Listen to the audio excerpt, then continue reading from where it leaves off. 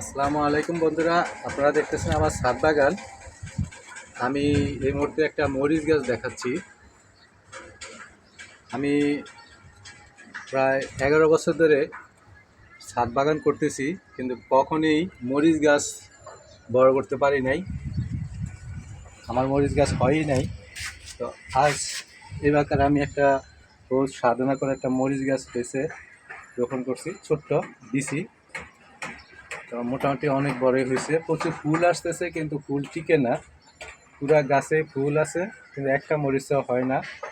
আসলে এক একজনের ভাগ্য এক এক রকম। তা আমার অন্যান্য ফলের ভাগ্য থাকলেও আমার মরিচ গাছের ভাগ্য হয় না। বহু কষ্ট করে আমি মরিচ গাছটা বড় করছি, কিন্তু ফুল আসতেছে, ফল আসে না। দোয়া করবেন যাতে গাছটা ফল আসে।